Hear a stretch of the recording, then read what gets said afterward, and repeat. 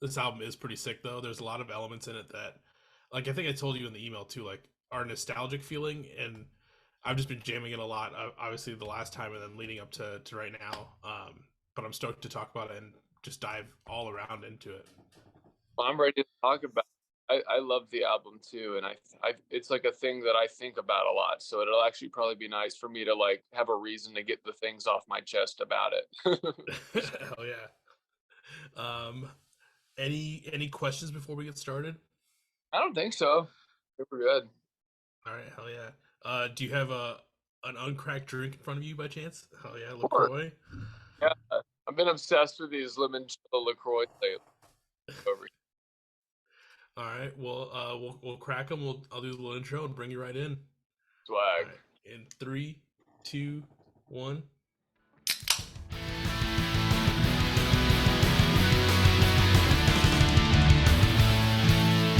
Welcome to the Beers with Bands podcast with your host Michael Torres.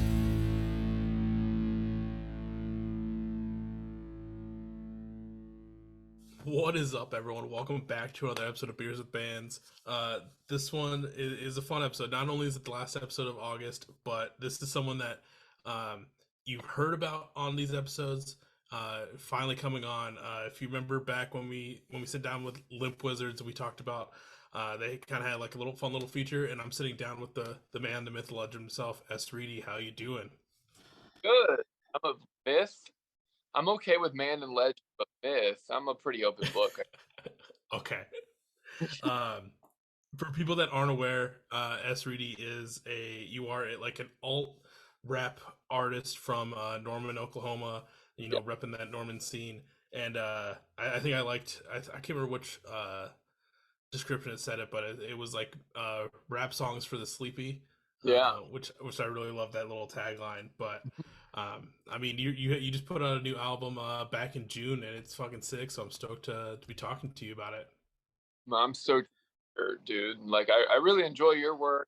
I've listened to a lot of your episodes before. I think the first one I listened to was Arms Length, like way back in the day. So like Oh shit, yeah. yeah. And so I haven't listened to every episode, but especially when folks I know and folks I enjoy are on, I always am giving it a listen. So I'm stoked to be here. Like so this is not like a long time coming for me, but like I always thought that maybe I'd end up here and I'm glad I have. Hell yeah. Well, I'm stoked to have you on. Um, well, Sean. I mean, like we already mentioned, you know you're covering this rap scene that's in Norman, which you know prior to Limp Wizards, I didn't know Norman had any sort of a music scene there. Kind of, I'd say not fully started at the beginning, but like kind of started at the beginning of like what got you into doing this rap project. Out of especially you're being friends with all these dudes that are like in pop punk and emo bands. Like, what made you take this other route? That's a really good question. I mean, like, well, it's not a question I haven't been asked before, but like that specifically is interesting because, like, I mean, like, it's not too complicated. I mean, I grew up listening to a lot of punk rock bands and indie rock bands, and Norman has a very like hipstery indie scene. Is like always what we've kind of been known for. And then, like the last few years, it's really diversified and stuff. But like, I mean, like especially like I always joke that like the fact that like people will call me like the face of like Norman rap. If like I was completely not me, and then someone told me that like, oh, this is like the Norman rap guy, and then it was a picture of me, I'd be like, yeah, that makes sense. Some like long brown hair that like looks like he's super sad, like that makes sense. But like, so that's kind of always been Norman's vibe. I grew up listening to a lot of the same stuff that everyone else did that comes on here. A lot of Blink 182 and Sum 41 and My Chemical Romance and all that. That was a lot of my youth. And then just being a kid with an acoustic guitar that had just like a lot of creative like fire inside him. I just wrote a lot of really angsty breakup songs and like, just really like emotional music that like I really don't even know. Like it was very like, I mean, like grew up in church too, so it was very inspired by like big anthemic worship music as well. I feel like, and so when I got to be about 19, I really started to just hate everything I was doing. I was like, like I'm in the same loop of just writing like songs about girls and just like, these like lame feelings I'm having. I just started to grow out of it. I was ready to completely just flip over, and I was just listening to a lot of rap music at the time. Is really the only reason I ended up here, is that that's just the thing that I was really into around 2014. And then like also I wanted to like have music with a message and like a purpose that was like, I had a lot to say, and hip hop gives you a lot of room to say everything that you're feeling. It's like wordy as it gets. So like I was, that's I think what attracted me to it the most, and like how interesting the underground scene was in 2014 um was really what inspired me to take this route. And then just 9 years later, I mean, I just never quit. Like it was just, I don't know. And it's really weird because like growing up where I'm from, like I don't know, like there was a rap scene, but I was completely outside of it. I was a complete outsider to it. Um, and luckily, like the people here that like have made hip hop music, the hip hop community, they welcome me with open arms and everything. But I really was like completely outside of it for so long, and I had to learn a lot of things about like what that culture is like and everything, weaving into it, maintaining my punk roots and everything. Um, but so it was a little bumpy at first, but then we got to where we are now, and I'm really happy with where I am today. And then like I feel like the bridge and the connection point that I have between like DIY emo punk and rap and stuff, I'm really proud of what I've done so far, and like I feel like it's still just the beginning. Hell yeah, dude. I mean, that's awesome that you kind of fell into that. It's also nice too that at 19 you were like, okay, I'm kind of over writing these songs about fucking like being sad about girls and shit. When there's dudes that are like 30 pushing 40 that are still doing that, trying to be like Uh, relevant. Everyone knows a band. Like I don't even have to mention a name, but everyone knows a band that's doing it. And at a certain point, it does get kind of just God like, bless them. okay, yeah, like at a certain point though, it kind of gets to the like, okay, this is overdone. We need to like kind of move on and progress with our lives. So it's awesome that you were able to at that age be like, okay, this chapter is fucking done. We need to move on, do something else. And then, I mean, I feel like I kind of grew up kind of similar to you, where I listened to a lot of like pop punk emo stuff, but I was also, trying to be as well versed in like rap as I and hip hop as I could. I remember I don't know if you remember the website DatPiff. I think it's still out there too. The amount of like fucking uh, just mixtapes that I would download and just listen through, That's just to try and get a feel for stuff that wasn't fully mainstream. I unfortunately don't have the rhythm. I feel like to, put like a sentence together with a beat. Everyone's tried to put on a beat and try and do something, and I don't have it. But the nice thing is with your stuff, it's like it's not full on like in your face. It's more like this melodic rap to it, which I mean is also super sick. It reminds me of especially like the last song on the record, Bartiz Stranger Things, really reminded me of this rapper named On Q. And like that's why I said when we first talking about this that this all feels really nostalgic for me. So it's, I mean, you're killing it right now, and I'm stoked on this fucking record. Um, the record that we're talking about, since I kind of just jumped right into it, is called is called The Secret Album, and it came out mid June, and now I mean, kind of I'm all over the place obviously today, but this came out in mid June. This being your most recent uh, full length, what's the response been on this? It's been cool. Um, I just saw a write up the other day that said that they're like, S. Rudy really like quietly put out this record. And I was like, dang, well, I didn't do a good job then, did I? Like, I do feel like, I don't know, there was something about, here's the thing, this album was written and finished, maybe not finished a year ago, but it was written and recorded a year ago. Okay. And so I, I mixed it and mastered it and everything. And I just had this in my head that I needed to make the rollout for this album perfect, because I was just really proud of it. And then I put out an EP in November called I'll Be Happy When I'm Older. I actually wrote and recorded all those songs after that album, and I put that EP out as like a placeholder for this album, so I just had a little more time to think about how I wanted to release it. And like, I don't know, long story short, like the branding for this thing changed like 100 times. I'm just like, I'm an independent artist. I'm doing this all myself. I really wanted to figure out a way to really make this stick. And I don't know, like, so that being said, the reception's been really good. I feel like anyone's finding out about it through this record, though, like I kind of hoped it would.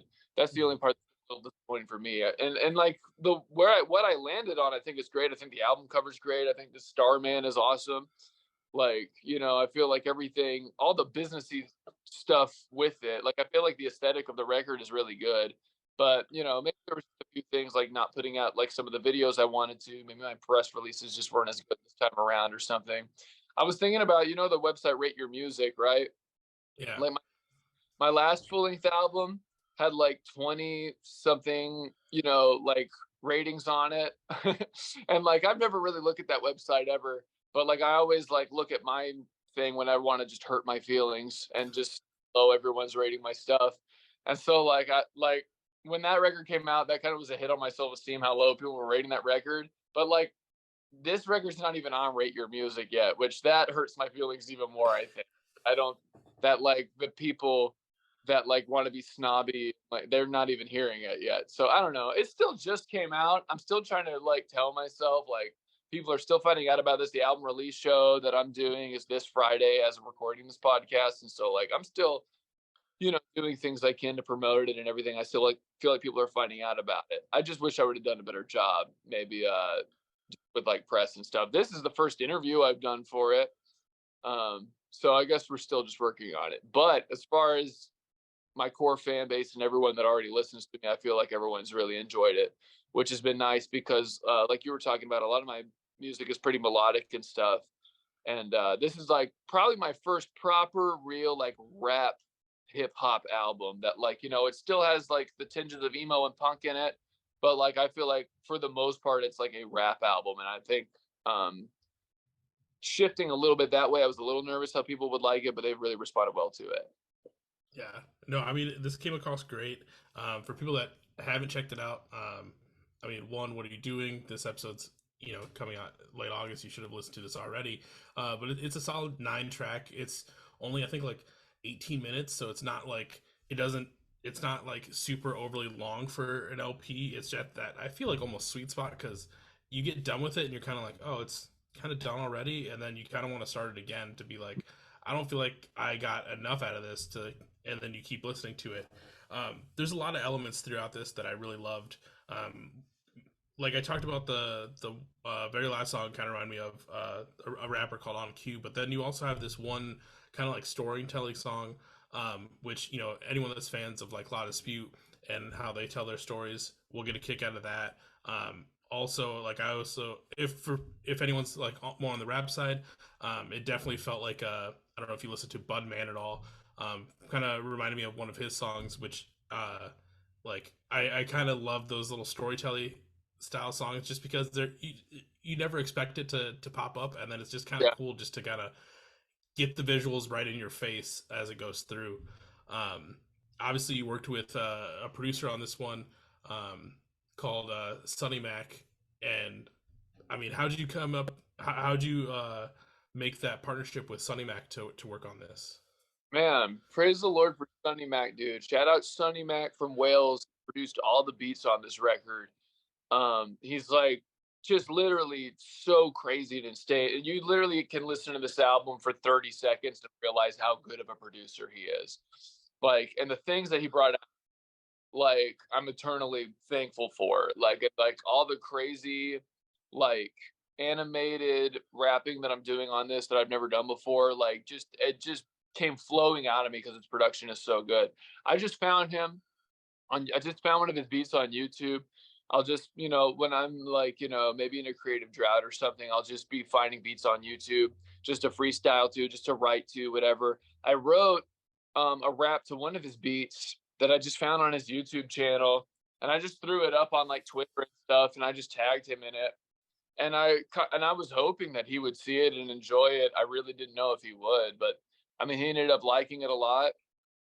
and we just connected that way. And we just at the top of 2022, he was like he showed me this like whiteboard of rappers he wants to send beats to, and like I was on the list. He's like, "Yo, dude, just so you know, like sometime this year, I'm gonna be sending you some beats sometime soon." I was like, "Okay, sick." I didn't really think anything of it. If he got to it, that would be great. But like, if he didn't, or if he just didn't get around to it, whatever, that'd be fine. But then later on, around that summer, he sent me 8 beats. He sent me a folder of 8 beats, and I listened to all of them. And I was like, "Dog, can I'm just gonna use all of them if that's okay." Like, yeah, go ahead. Like, you want to make it like a collab record? I was like, yes, I do. Like, I would love to like make this a collab record. Like, both of us, like this record is just as much your record as mine. And he's like, okay, well, just send me whatever you got. And I made a commitment to myself. I was like, I'm gonna write this album in a week. Like, I don't like I'm gonna demo out this album in a week.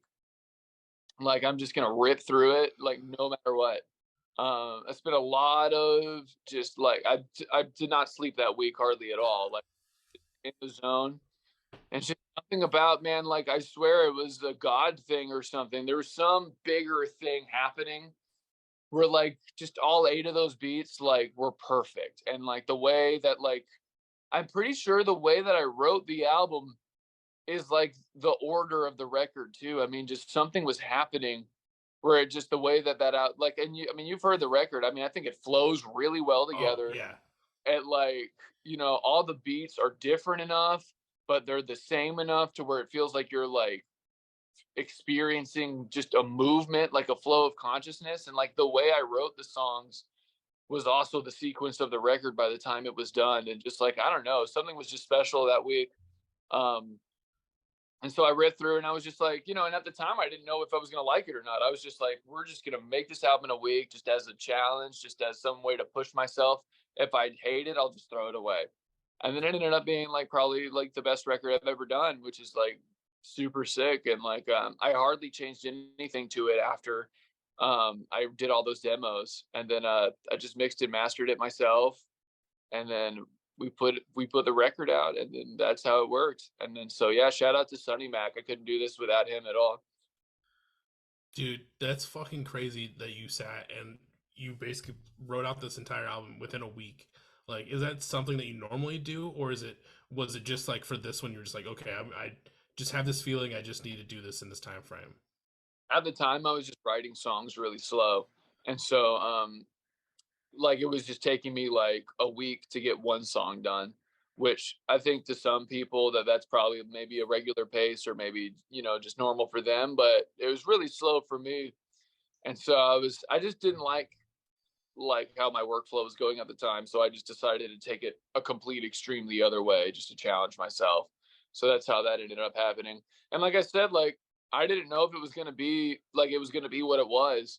Um, I just wanted it, and just the fact that like all 8 beats that he sent me, I used, and I liked all the songs enough to sequence it into an album that like works. Um, it was like I just didn't know something special. Like there was just a lot going on that just beyond me. I feel like when I was writing that record, and just I was going through a lot at the time too, and there's a lot of like lyrics about like the social political climate and everything, and just like what it means to be an artist, and like obviously just regular like mental health things that I've been through, and like the storytelling aspect. And I appreciate the law dispute comparison. That's actually sick. I haven't thought about that, but I do agree that Oh Captain does have like a law dispute type of like, yeah, the same type of storytelling. I think that that's a Hmm. sick comparison. That's something I had never done before. And like, yeah, so like it was a crazy, yeah, sweaty week. It was in June, I think, when record, so my house was really hot as well. But yeah, and so I haven't done anything like that since. But maybe when the time's right, maybe when I just have that intuition to do it again, maybe something similar will happen. Yeah. Kind of bouncing off what you said too about like the whole sequence for the album. That was one thing I really noticed was that everything just flows so well. Where I think it's even going from like maybe Dancing Queen to Hot Dog, or it might be Hot Dog to Keep Going, but like the the transition between songs is so seamless where you don't really realize it's switch songs until like you're already maybe like a few seconds into it and you're like, oh wait, this is a different song. And that's the Yeah, shit that I fucking love, because sometimes you'll listen to some like rap and hip hop albums and you can still there's a clear difference between songs, and it's like, bro, like you sequenced it this way, let them flow like they should, and like this flowed so fucking well into each other that I'm like, I was just kind of like mind blown with some of them. dude. But thank you. Yeah, that's something I'm really proud of on this record. I've like, so this is my fourth studio record, and I feel like the other three, well, the second one was called Tape, and that was definitely like, I was just like doing all types of songs, and that was just kind of a hodgepodge of things. So I didn't really think about the sequence because I didn't care because it was supposed to be like that. But the sequencing is just something I haven't taken like super seriously before, but I've kind of just feel like I've halfway been in it. And so to like really lock down and really like intentionally make songs that go back to back to back really well.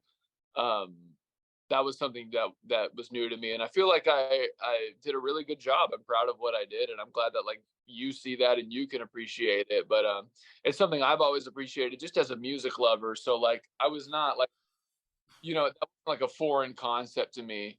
Is like, and I'm a producer as well. So like since I mix and master and like, I've made most of my beats before this record. I kind of already had an idea of how that worked. And so yeah, it's another thing, it's another part of the record that I'm also really proud of. I'm glad that you dig it. Hell yeah. One fun thing I wanted to ask. Obviously, in the song "Dancing Queen" Part Two, you kind of mentioned how you hope the TikTok kids will dance to this song. Have you noticed any TikTok kids dancing to this song, and why did you want them to dance to this song? Nary a TikTok kid has done that song, unfortunately. my, my not like the cool swoopy hair kids who wear like chain Elon t-shirts and stuff that would get on and thing. I don't feel like, I mean, like, even when I wrote that a year ago, I feel like songs don't even blow up on TikTok for dances anymore anyway. I feel like maybe that like someone does a dance, it catches on as a trend, and then people like the song thing. I feel like that might have been dead like a year and a half ago. I feel things are just moving so fast now. But Yeah. um I don't know. I've always like I had that chorus as an idea in my head for a while. Just it's just funny to me that like I hope the TikTok kids dance to this one because I gotta pay my rent. Like, and then like, as I wrote the verse to that song, I realized that I was writing about like that was a very meta song about being an artist and everything like that. And so like I started to sing that chorus over that beat, and then it worked perfectly. And then like especially the way that bum bum don't bum bum like it just had that really nice like rhythm to it that like made me just feel like really yelling it and fluctuating my voice and doing like pay my rent. And I feel like everything it all came together really well. And so on that song I really had everything that I wanted to say in that verse and chorus. So that's why I had Fat Tony do the first verse. And he raps a lot about being an artist and just like the life of being an artist on the song too. So I'm like, yeah, it was cool that he understood that. And it was cool that he even wanted to be on the song. I'm a big fan of Fat Tony. And so yeah, that's how that song came together. But nary a TikTok kid, like I said, has danced to that song so far. I maybe have plans in the future to restore the idea, to save the idea that maybe I could force some kids to if we have like a contest or something. But someone is going to dance to that song on TikTok at one point, at least one person. Well, everyone listening, make sure you go find that song on TikTok and Yeah, go find your pump up the 6 numbers. year old like cousin with like 1,000 followers for no reason, and then Yeah. show him the song, and then maybe I throw some bread his way if he like promises me he'll like work really hard on a TikTok for that. You had I think I saw you had another contest going, and I don't know if anyone's completed this one because this one's kind of more of a serious one. I think it was to get the Starman tattooed on their face. It doesn't have to be on the face. Okay. Well, That was so funny. I don't know. I don't know if this person wanted me sharing the information, so I just won't say their name. The funniest thing about that is that I would pay for half of a tattoo if anybody went and got Starman tattooed on them. That's how I refer to my logo as Starman. Like I call it Starman. I feel like people haven't caught on that that's just its name, like Yeah. Starman. But I was people just kids kept asking me like, "Do I have your permission to tattoo this on me?" I'm like, "Dude, like you don't need my permission to like." I mean, I guess like they just think like since it's my work, they don't want to like make like and maybe it means something different to them than just an Reidy album, and so they just want to make sure. And yeah, I made that post. I was like, if anyone wants to get this tattooed, absolutely do it. And in fact, I think it'd be so sick. I will literally pay for half the tattoo to the first person who sends it to me. Well, I got a DM like days later. Someone did a stick and poke on their arm. A beautiful stick and poke, mind you. It's like huge and like so well done. And I'm like, dog, I like offered to pay to a professional. And this person is like they clearly know what they're doing and they did a great job. But like they didn't get any money out of the deal. So I'm gonna have to figure out a way to compensate them since but someone did I finally got a Starman tattoo out there. It's pretty sick. I'm hoping that more come along soon. That's fucking awesome. Like yeah. So I just do this podcast, and the only time anyone's gonna get something of one of my logos tattooed is just it's gonna be me getting it tattooed on myself. So like, but to have someone take something that you made and put with your work and put it out into the world, and they felt so passionate about it to be like, I want to get this tattooed on me. Like that's fucking amazing. Like I have a touche amore stick and poke Oh, that's here, sick. which yeah, it's stick and poke, but it sometimes like it probably I'm gonna say in this person's defense, like I got mine stick and poke because it meant more to get it stick and poke than it did to get like it actually done. Yeah. Like it's more DIY and it like and like it just makes it that like level of cooler. Granted, this is like a shitty stick and poke that someone did in like their living room while we just sat there and drank a bottle of like Captain. So like, but yeah, No, yeah, I have stick and pokes on my feet as well. Yeah, I totally understand that sense of pride that you get from that. And yeah, and like I said, this person that did it was like super, like they super knew what they were doing, and like it looks tight. It's just so funny that like I offered to pay half of it, and they just went off on. But yeah, I'll send you a picture of it later. It's really cool. Um, yeah, I mean it's tight. Yeah, but like, yeah, stick and pokes are sick too. I did some on my feet myself, and it hurt really bad. And like, I don't know, I have respect for people who can do them really well because the ones on my feet are terrible. And but like, they still mean a lot to me though. yeah. I mean, I got mad respect for anyone that does it on themselves. Yeah, it's Like, like it's a different. like I have a friend that he got a tattoo gun and he wanted to like start like learning how to tattoo, so he did like a lot of shit on his own like legs, and I can't like I have both my thighs pretty big pieces on my thighs, but I can't imagine sitting at like a table by myself and forcefully doing it like my reactions would just be like, dude, like wanting to slap my own hand and tell me to stop. Yeah, And like props to anyone that could fucking do that shit. dude. Yeah, people like because I have them like right on my heel too, like right where the bone is, and it just hurt really bad. But like I don't know, I just didn't care. And so yeah, Yeah. people really look at me sideways when they realize like you did that yourself. I also like it was funny because I did it. I just kind of figured I would know how to do it. And then like I looked up how to do it later because I was like, you know what? I want to like actually make sure that like maybe I did this okay. And like I opened this video and they were within a minute they were like, you're gonna want to go get this kind of ink. Da, da, da, da.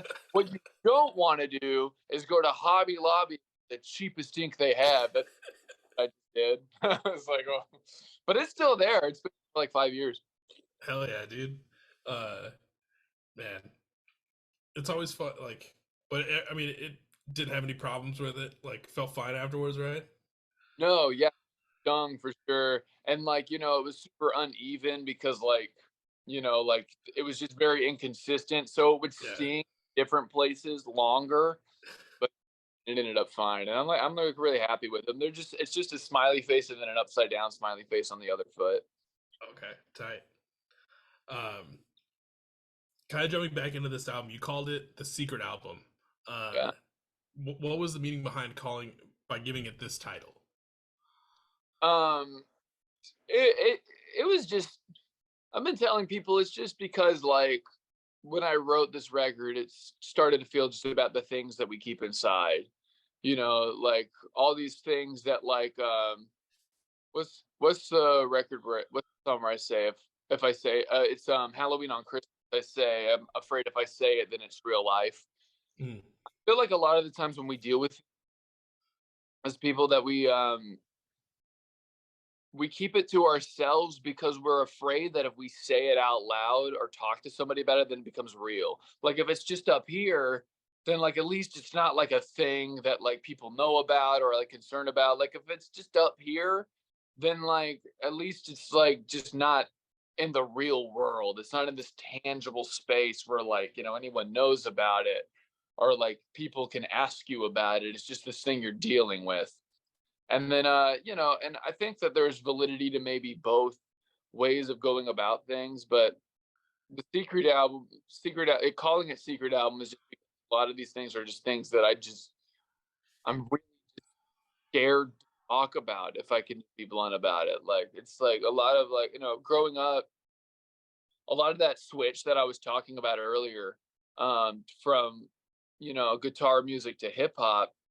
I mean, a lot of that came from this place where I was starting to realize around like age 19, like there's like things that are mentally wrong with me. Like I don't want to use that word language wrong. You know what I'm saying? Like I don't want to like make it sound like there's something wrong with me, but I'm maybe differently wired than people or like, and like I started to keep all those things to myself when I was younger. It ended up putting me in like a really dark place. Um and as I started to come to terms with it, I don't know, I just realized that I was way less alone than I thought. I feel like every single person is just mentally screwed up in one way or the other. And like, so that became a big inspiration point for my music. And so when I finished this record, I feel like, just putting that emphasis on the things that we keep to ourselves, and whether or not that's healthy or unhealthy, I feel like there could be a conversation on that. But like, the secrets that we have, I feel like that's what the record was about. So that's why it was called Secret Album. I also thought it just sounded sick. It just sounds like a sick, like marketable, like ooh, secret out. What does that mean? And so like, what is the secret? And figuring out like the secret of the album is like a fun, intriguing thing for like to do. So like and then like, I'll have like the secret release show, the secret tour is all work. So like, just like it sounds cool too. As like dark as it is, it also just I think sounds sick. yeah. Speaking of like secret tour, I know you just played the past couple days down in Texas. Um, like obviously you're playing probably most of this album. What were those shows like to kind of bring the secret album to the stage, to some people over the weekend? Yeah, it's been cool. I've had a couple of local shows here since the record came out, but I haven't headlined anything yet. That'll be this Friday, kind of like I was talking about earlier. Um, July 28th is when my album release show would have been. And I wish I could talk about it. I'm planning a lot of super special things with it, but the people listening will just have to follow me to see what that show is like because it will be well documented. But I headlined a couple of shows in Texas, um, doing mostly the new record, and it's been really cool. Um, a few like show details were like mixed up and stuff. I was supposed to be playing in Houston on Friday. That ended up not happening, so I ended up playing in this place called Denton, Texas. Um, and then it was kind of last minute, so mostly it was just like core people who have already been listening for a while that were there. But they showed up. I was glad I could give them a good time and stuff. I played with this band Loretto too, and this place called Frisco, Texas, the day after, and that show was really sick. it was a good mix of like people that they brought out, people I brought out, and it was a good packed out show. I think there's probably about 100 people there, and a lot of people who didn't know my stuff too. That it was sick getting to be able to introduce my music to a big group of people, but also have enough people there that my stuff to know the lyrics to like at least some of my older songs and stuff. It was a good weekend, yeah. So it's been good. The Secret album stuff sounds a lot different from my last three records because I produced most of the beats on them. And so I've kind of been a little insecure about how different it is, but no one seems to care or notice besides me. So that's probably just in my head. But in my head, I kind of feel like, oh, these songs are like there's no way to like flow them into a set, like play all back to back to back. But like even when I don't do that, people don't seem to like care or notice. So that's probably just in my head.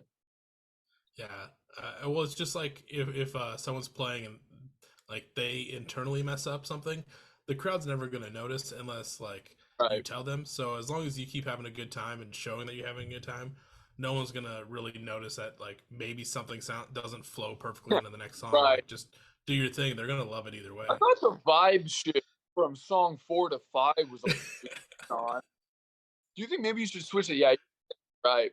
Yeah, and I tell my homies that play shows all the time, I'm just like, dog, like the really technical like parts of like if you mess up something or not, like does not matter. Like it's like the vibe, it's the feeling of like everything going around you that matters. Like so even if you mess up, now messing up can lead to a terrible vibe and a terrible like, atmosphere to be if it like is that distracting. But yeah, absolutely 90% of the time for the most part, it's way more about like the energy you're cultivating than like being like technically proficient. Yeah. Uh, and then obviously, we're gonna this recording's happening, before the secret show, and you said like some things are cooking with it. Obviously, everything will be documented, so everyone can go back and watch like uh the 30 for 30 or whatever network is picking it up for the documentary. But Yeah. like, what are some things that like you're doing special for this for the secret album release show? Right. Yeah. So, we're doing like a lot of like I'm making like Starman cookies. I'm putting together like an outfit that I'm really proud of. Doing a lot more like showy, outfitty type stuff for this record and everything. This is actually right here. This is a poncho. I don't know if you saw the on the record. I did like a little photo shoot in the forest with this on, and like different like I don't know. I'm really in the beginning stages of learning how to maybe like visually um, present myself in terms of like clothes because that's never been something that I cared about. But then I realized like over the last like 2 years, I'm like every person that I listen to and like cares about how they like visually represent themselves, be that clothes or music videos or whatever everything. So I started to try to like be a little more fashionable. That's going to be part of the show. JB is performing, who's an Oklahoma hip hop legend. He's incredible. Stepmom is playing, really awesome feminist punk from Oklahoma City as well. They're going to be opening the show. Really special thing about the show for me is that it's going to be at this coffee shop called Gray Owl Coffee, and I spend every single day there. Uh, that's like my home away from home. And they normally close at 6 o'clock, but this is like a super special case where they're going to be open late into the night to do this show specifically. So that's also something that's super special about it for me. Should be having physical copies of the record for the first time at this show as well. Just a lot of stuff that I'm putting into it, and so it would be sick if maybe we could have a live tattoo guy there giving people star and like even bigger stage production stuff that like we'll see when it happens, but like I still got a lot of stuff planned and I'm still like reaching out to people to see how crazy we can make it. So Dude, fuck yeah. Well, I hope it's a hell of a time. Obviously, like I'm up in Minnesota. Otherwise, that sounds like a hell of a time that I would definitely try and be at. So hopefully, the town pops off and it's just a solid time. I think it will. We've already sold a lot of tickets, so I'm really stoked on it. Yeah. Fuck yeah. Um, before we kind of transition, I know we've kind of talked a little bit about your backstory, some about the secret album, but is there anything I missed between like Reidy lore or the secret album that you want the people to know about? I know you kind of talked about earlier how there's a lot that you've been wanting to talk about, and I just want to make sure we hit on everything you wanted to discuss. No, I don't think so. I mean, it just secret album is just really like I don't know. It's the first thing that like all my music is truly like my children or whatever. But like secret album really feels like I don't know. It feels like kind of just feels like my first album. I don't know how to explain it. Like I always feel like I've wanted to achieve so much more than just DIY rap hometown hero guy, And like especially all the local love I've got maybe the last couple of years has been like crazy and awesome.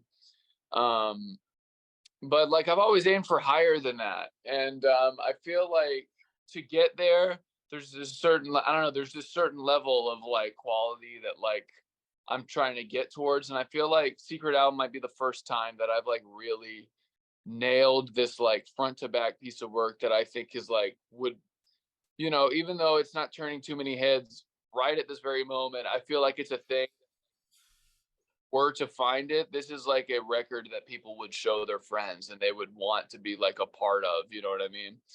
And so I feel like in a way, like I said, it almost feels like my first record in a way. And I feel like I've been on chapter one of my story this whole 9 years that have led up to it. But I got a lot more music on the way too. And like, I know that like, you know, these things take time and everything's a process. And I don't know. That's all I really have to say about that, I guess. Yeah, I'm super proud of it, and I'm stoked that you liked it enough to have me on. And I'm glad that, like, I'm glad that, like, everything that you're saying is like things that I would like people to see in it. So I'm glad that I'm doing that right. Hell yeah. Well, it's awesome that you're killing it, and I understand what you're saying. Where how you're saying that this feels like their first album. I think I think what you're saying, if anyone's not understanding, is more like you found, I think, your footing. This is what you want Reedy to be, and this is what we can probably expect going forward.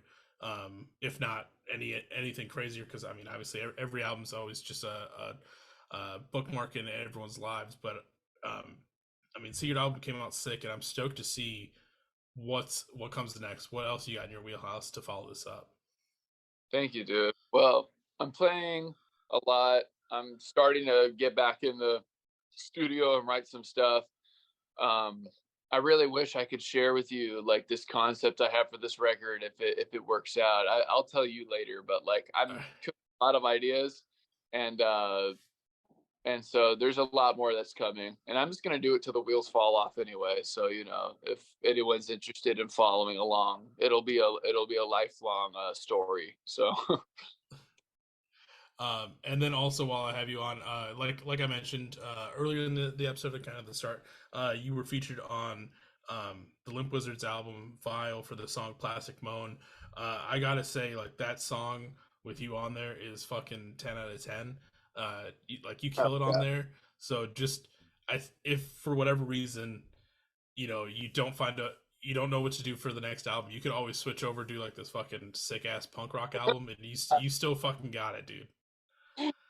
Dude, I was just telling a homie in Dallas at my shows yesterday that I was just like, man, one day I might just do it. One day I might shift to hardcore, man. It might happen. Maybe, especially if like it ever gets to the point where I completely give up on my dreams, that especially I'm going to hardcore. Exactly. When I'm completely exhausted and can't even think about trying to be a famous rapper anymore, just going straight into just yelling for the rest of my life. So Well, I mean, you don't even okay. if you wanted to like mix it up. I remember Lil Wayne did that one like kind of rock and roll album, and then he kind Yeah, of shifted back to his rap. So horrible. yeah, um, but I mean, now we're gonna kind of, before we fully transition to the later half of this episode. Obviously, this is beers with bands. You don't have to be drinking on these episodes because I will definitely do that for you. But I know you have a nice ice cold, maybe ice cold. I have no idea. You're how many thousands of miles away, but you have a beverage in front of you. What are you drinking on this fine Sunday night? I'm been obsessed with limoncello LaCroix. LaCroix is like so like here's the thing. Here's what I say about sparkling water. So I don't drink. I'm straight edge. This is like a super like straight edge thing to be drinking, but like mostly because people like are recovering from like being alcoholics or something, and then they switch to like liqueur to kind of. I just forced myself to like it, like.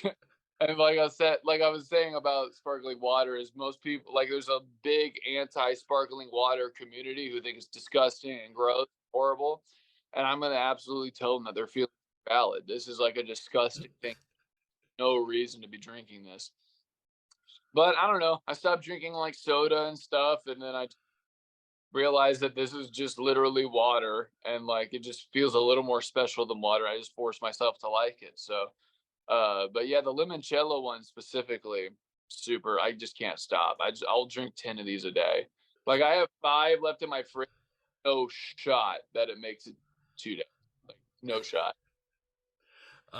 Yeah, I think I'm one of those people. I think I've tried to drink a LaCroix once, and it just, I don't know. I just couldn't get into it, and like I just can't do like the sparkling waters, I guess, which is really funny because like for this episode, I'm drinking seltzers, um, but I feel like it's just not the same. So it's a little bit easier to drink these than it is to drink, I think, the sparkling waters. Yeah, back when I was a drinker, well, I mean, I was never even a drinker. I've never even been, even at the times that I did partake in alcohol, I didn't even like get drunk or like ever experience like the meaning behind the alcohol, I suppose. But I was always just like a PBR Bud Light guy anyway. So like experience, this experience is not that much different, you know, and it's just water. So like I think that that's really gravitate towards it. Yeah. Uh, yeah, like I mentioned, I'm just drinking Trulies on this episode. It's fucking pretty muggy out today, so I figured I'd drink something a little bit tropical feeling. Yeah, Especially, I mean, it sounds on like you drink. the side way, yeah. Yeah, so I got a nice watermelon breeze and then a passion fruit that I've been drinking. Um, wish I was on a beach and not in this room in Minnesota, but what are you gonna do? What's the weather like in Minnesota right? Today was probably like 80. I also have no AC in my house, so it's just kind of muggy, which kind of sucks. So it gets up to how hot? How's the hottest it gets there? It a couple weeks ago it was like 94 at Okay. least. I think it's supposed to hit 90 in the next couple days, and then August, late July, August is usually probably like our shittiest time because it'll probably hit at least 100 with humidity at one point. Wow, that's crazy. I didn't know gets that hot up there. I Global want a warming. cold place. I hate Oklahoma heat, and it doesn't snow here enough. Mm, So maybe one day back in the woods. But it sounds like your summer can get just as bad as ours. yeah, and then winters are just shit. So That's what I've needed that so bad. I need just like unwalkable, undrivable, like freezing cold. That's what I need. Like at least 6 months a year. well, the shitty thing is, since like everyone's so used to it, even though we'll have like a crazy blizzard happen, everywhere's all places are still open, and the plows are just out anyways. So it's just like So me. That's exactly what I want. You're describing my paradise. You don't even know it. Like that's what I want. we'll have to do like a person swap, exchange student program or something, and you can come check it out. Oh yeah.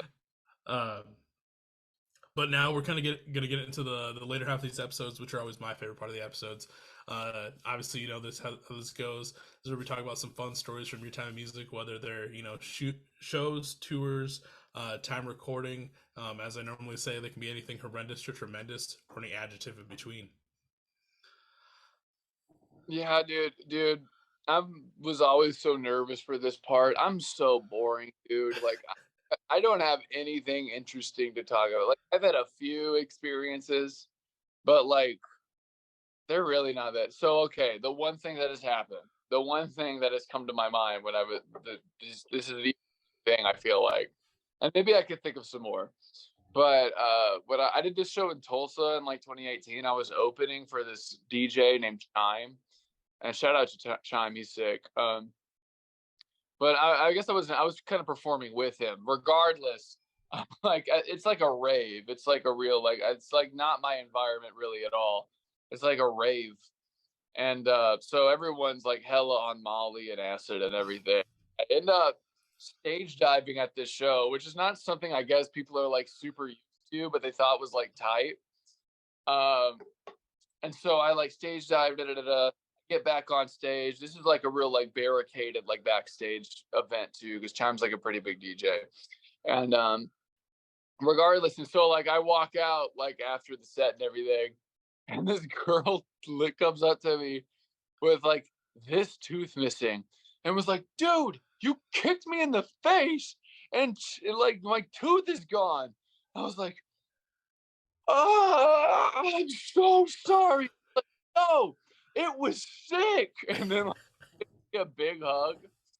And I was like, oh my goodness, this is not like I have never seen this woman again.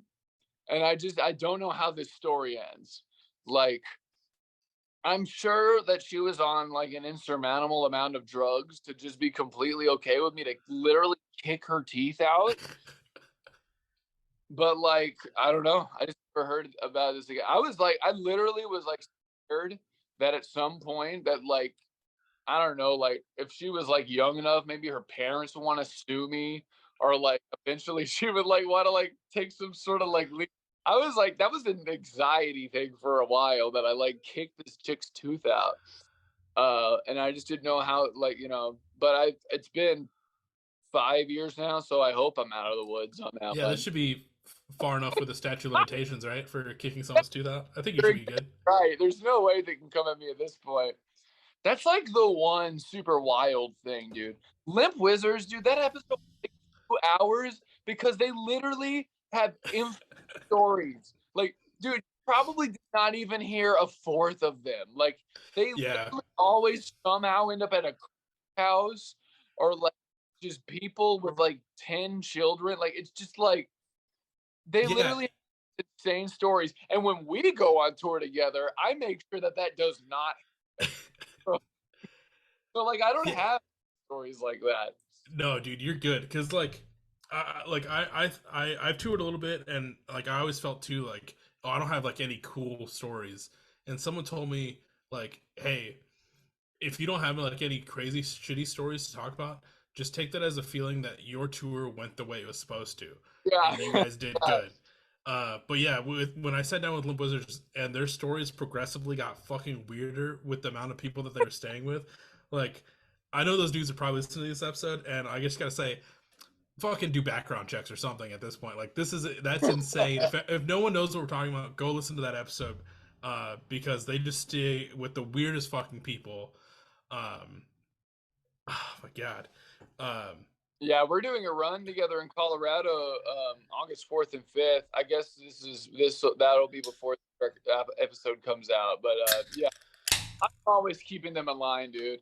I'm like, I'm the one doing the background checks and the one doing it. But yeah, their stuff is crazy. Another one that I can think of right now. I won't name the city just because it might give away who this person. I don't know. I really don't know this person, but there was one city that we didn't have a place to stay. Me and my merch guy at the time. We didn't have a place to stay, and so on stage I kind of hit the classic like, "Hey, if anyone has a couch, we can crash." This lady comes up to us after the show. She's like, "Yeah, I totally got you." I was like, "We're like sick. All right." Well, like after the show, like she's like, "Yeah, can you just give me a ride to my place?" We're like, "Sure." And I guess because she Ubered there, at some point on the way to this woman's house, we realized that she is smashed. Like she is completely drunk and gone. Like, and we're kind of like, a little uneasy by that. And then we show up to her place. Turns out she lives by herself. This is just starting to like feel like really bad, you know? Yeah. And so she's like, she's just so out of it. She's like, let's watch a movie. We're like, okay, that sounds chill. Movie's cool. And so she puts on Deadpool. I remember she put on Deadpool. And like 3 minutes into the movie, this woman gets up, walks away, and is like, oh, I'm gonna go to bed. And she like she takes off her pants in front of us, goes over to the bed, just doesn't even get in the bed, just plops down half her body, and she's passed out. And me and my merch guy at the time were looking at each other like, this is very not okay, and I'm very uncomfortable. And I'm not even positive that she's going to know that two men are in her house when she wakes up with her Oh pants my God. hanging off this bed. It was like literally like it was like a comedy movie or something, how horrible this was unfolding. And luckily, we had a homie named Corey. Shout out to Corey. He lived like 4 hours away, and it's already like 1 a.m. But we're like, dude, can we like come crash your place? He was living in the place we're going to play with the next day anyway. And we're like, dude, can we like please? I know we're not gonna get there till like 5:30 a.m. But like we're just in this messed up situation. Please. And luckily Corey just let us come through. He just stayed up till like 5:30 a.m., let us in his place, let us crash. But that was crazy. And then to cap all this off, we didn't realize until like 3 p.m. the next day that she had left her purse in our car. And so now her purse, her phone, medication, thing is in our car like 4 hours away. And there was like one person that had called her phone like 50 times, call this person. And then yeah, long story short, we end up telling them where we are. They come all the way to the next show, and they come to our next show too. They kind of come just to our show, and it was just so weird because she was like embarrassed from like what happened the night before, and like luckily she just like remembered what happened. Because like I said, I wasn't sure that she was Yeah. gonna this. And it ended up being everything ended up being okay. We're all like I don't really know them very well, but they still like follow me and support like what I'm doing and stuff. And so like at least everything ended up okay. And like, but that was like so frightening and so like, did not think that I'd end up in that situation. Like I never thought I'd end up in a situation like that. But yeah, so that's like I think those are like my two that are pretty wild. So I don't know if I've told this story recently, and it's been one that it's for sure been on my mind with I think even since like the Limp Wizards episode, but and I don't think I've said it since then. But I think it was like the first tour I did. Me and my friends were all probably like 20, 19 to 20. Like we didn't really drink. If we did, we didn't drink as much as we would end up drinking with our band. And we were on this run, and we had like a long haul between like North Dakota going to Missouri or something like that. And we were like, well, we can either try and do this whole run by itself, or we can try and find a place to stay. And somehow we ended up staying in like Kearney, Nebraska. And I don't know if it was someone in the band knew the guy that we were going to stay with, or it was like a friend of a friend that like hooked us up and like got us a place to stay at this guy's house. And like we got there, and like I said, we're all like 19, 20. I think our drummer was maybe like 18.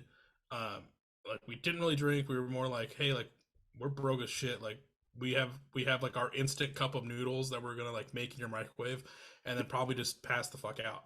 And these guys had to been like at least I'm gonna say like 23 to 26. Like they were definitely older than us, and like they like were drinking a lot, and we're like, okay, yeah, this is like nothing crazy. Like we've all been to DIY shows or whatever, but finally, like we're like, okay, like we're gonna pass out, like we're gonna go to bed.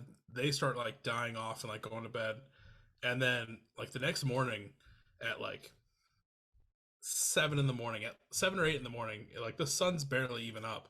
Someone's at the front door just pounding, like pounding so hard on this door. And we're like, all of us are asleep downstairs, and we're all kind of like just try to ignore it because one, it's not our house, it's not our responsibility. What the fuck is going on?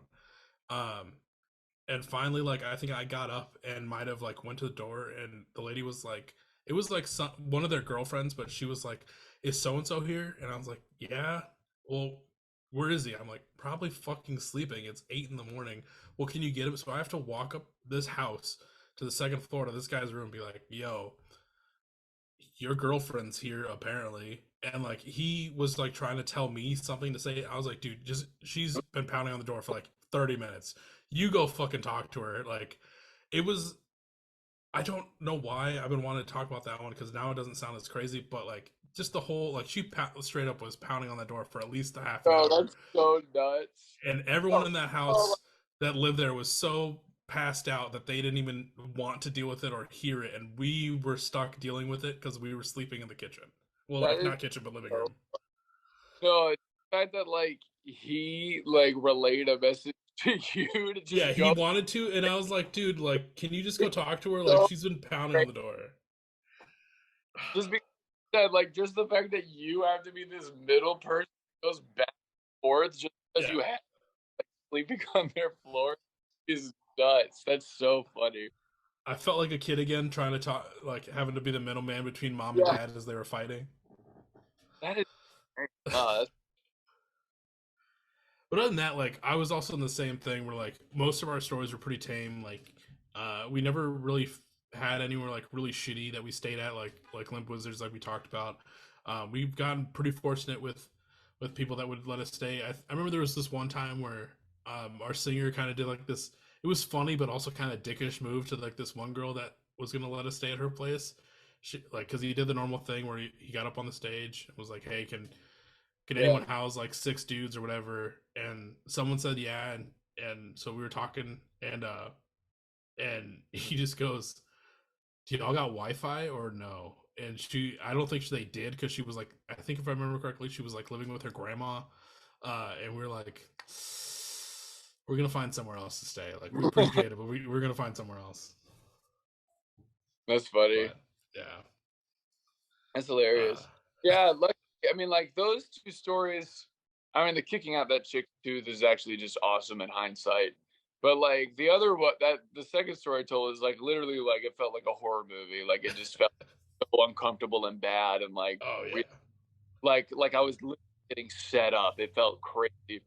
But like luckily like those stories being like the craziest ones and the last like seven well I've traveled in some capacity for like 6 or so years. Really just like 19, 2022, like because after the pandemic. So it was like 2019, I toured a lot, and then like 2022, and then like three, or were like really like the times I've been doing a lot of shows. So after all those shows, with those being the two craziest stories, I have done a pretty good job. And like, yeah, 95% of the things go pretty swimmingly. I will leave you with this though.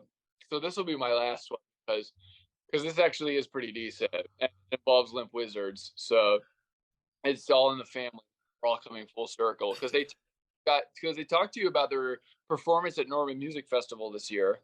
yeah. Um, and like I'm glad that they got into the Norman Music Festival and how great it was. I got to play the main stage this year, which was really amazing. And a dream of mine since I was like 13 years old, which so that was sick. And it, even though it rained the whole time and there was only like a few hundred people there when there's normally like a something, but like everyone said the rain made it sick. Regardless, that's not. So Limp performed the next day. Yes, really big outdoor kind of headlining type of spot, and it was really tight because they mentioned that like they had broke a string and that like like someone was getting them another string, busted up that cover. It was a really special moment, and I really love what Jeff said about how they couldn't lose that night. Like that night really was theirs. They were incredible. But like I run on stage that cover with them, and all of Limp's fans know me stuff too, and so like they were all going crazy seeing me on the stage, and let's do that like we're gonna do our song together. It was about to get wild. Um, and at one point, so after some songs, so I just stay on stage after that cover because we were doing that cover together, but they still had like four or so songs left. But I just stay on stage because whatever, we're just having a crazy good time. And at some point after some song, I Taylor was like, I really want to thank Sean because he helped write and produce a lot of the record. Da, da, da, da. And then like there was some just joke like, yeah, I wrote the whole thing. Taylor's just the sex appeal. I was really the one who wrote the record, and we're just joking about Taylor being sexy or whatever. I was like, who thinks Taylor should get naked? And then everyone cheered, and I'm starting to know that Taylor was already very nervous for the show, and I realized that maybe I was making it worse. And so I was like, well, you know what? I've never taken my shirt off on stage ever, actually. So maybe this is the time. So I put it on me.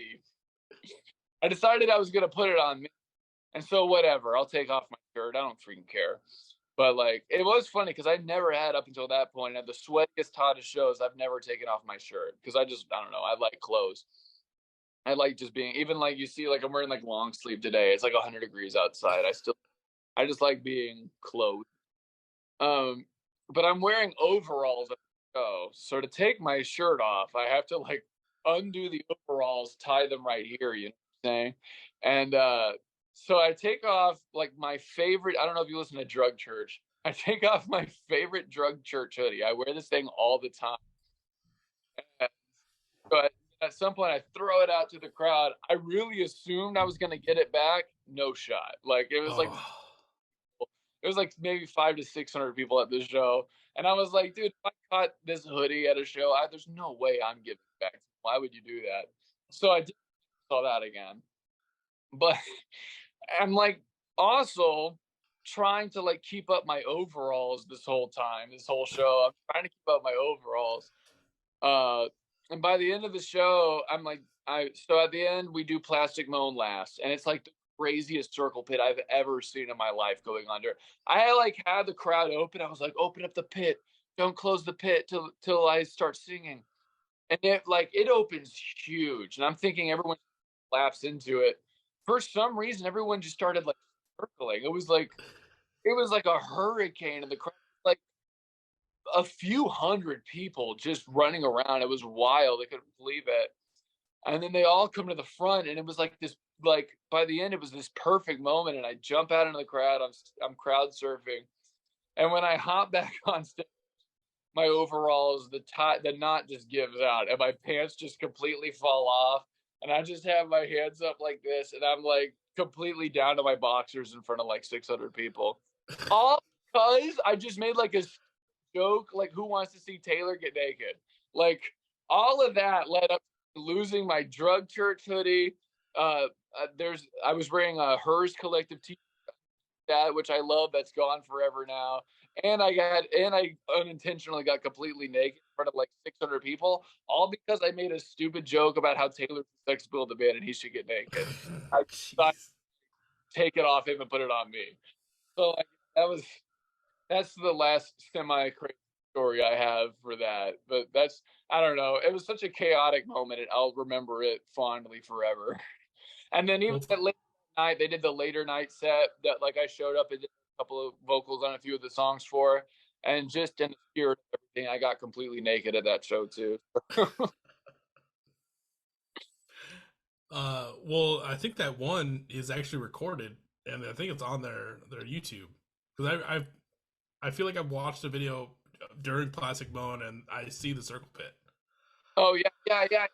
Sure. That's not like a super great video. It's pretty grainy, but yeah, that circle pit Yeah. you can see it. It's nuts. It's freaking crazy. And it was just so big. I just never seen a circle pit that big before. And like I said, when they opened it up, I just thought they were all going to close in. I don't know who started just like running around. I don't know who that was, or like I've never seen just a circle pit have like because I was initiating it as the person on stage, and I was just expecting them to close. I don't know. It's just so funny that I guess somebody just started circling, and I guess what followed them. I don't know. But Right. yeah, I saw that. I'm glad that that's documented. uh, no, yeah, it's awesome that those moments are documented, not only to uh, relive them at a later date, but also for everyone that's just listening to that story to go see and watch it and see that circle pit. Because I know when I watched it, I was like, damn, that's a lot of fucking people pitting, like doing a circle pit right now. Like, that's fucking awesome. But I mean, what Norman Music Festival, from the videos I've seen and the way you've talked about it, and Limbo's talked about it, That's an amazing thing that like gets to happen for you guys' community, and I see more and more of like things like that kind of popping up in different communities, and it's something that definitely needs to keep going and keep building. Because the nice thing is it showcases a lot of the talent that you guys have in that area. Where you have some music festivals that just bring in a bunch of people that aren't even from there. So that's the nice thing about, I feel like, with that festival is it gives everyone a platform to showcase what's going on in that scene. Absolutely. Well, it showcases local talent. I mean, and they bring in like international people that like have a semi decent following as well. And like what's wonderful about it, I mean, like the festival being just like an all inclusive thing that might be like some people's first time ever in a mosh pit is to have freaking Limp Wizards. Like that's like, you know what I mean? Like, Yeah. um, and that might be the first time I ever see somebody crowd surf or stand on a crowd or like, punch people in the face. And like, it's someone from their hometown doing this. And I think, and then they might realize later on that like, you don't have to be freaking Post Malone or freaking, Blink 182 to like be involved in this type of music. And like, it's even more special when you do know the people that are involved with it. So, I agree with you. Like just the other day, Limp did this show that I came on. We did a couple songs together again, and there was this like I could just tell like a lot of the kids there were young, and so I like who here has never staged show before, and this kid like raised his hand. I'm like, get up, and just said the end of Plastic Moan. Like I just had him do like a big crowd surf, and he like was really thankful for that. And it's like sick that we're like are able to give people those opportunities in Norman, Oklahoma. Like these things can happen anywhere.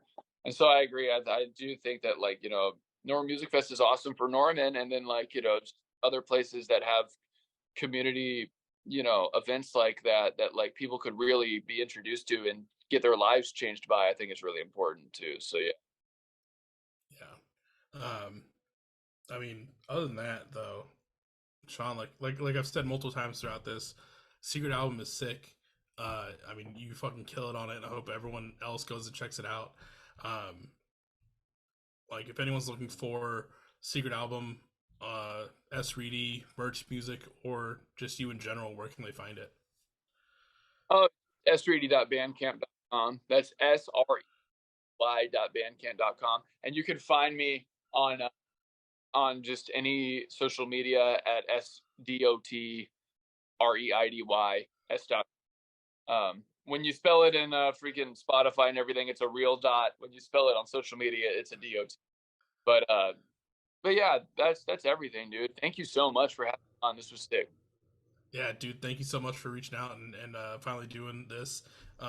Everyone that's listening, whether you found this episode on Facebook, Instagram, Twitter, Threads, or you watched the YouTube version and got to see Sean's lovely face like I did all night, make sure you check the description below, hit those hyperlinks, go follow Sean S. Reidy on all the platforms and stay up to date for new music, new show tour dates coming up. Because I mean, like I've said, I can't wait to see what else you have in this wheelhouse, and what you do next to follow up Secret album, whether it's Secret album or whatever you do. I'm sure it's gonna be fucking sick. Dude, thank you so much. I'll have to come up your way sometime. I got a lot of stuff cooking up. So yeah, everyone who follows me, I'm trying to expand the tour route further even by the end of the year, but definitely next year. Yeah, thank you. Fuck yeah. Well, other than that, one last big thank you to Sean for stopping by the podcast, and I'll catch everyone on the next episode. See ya. Beers with Bears. Beers with Bears.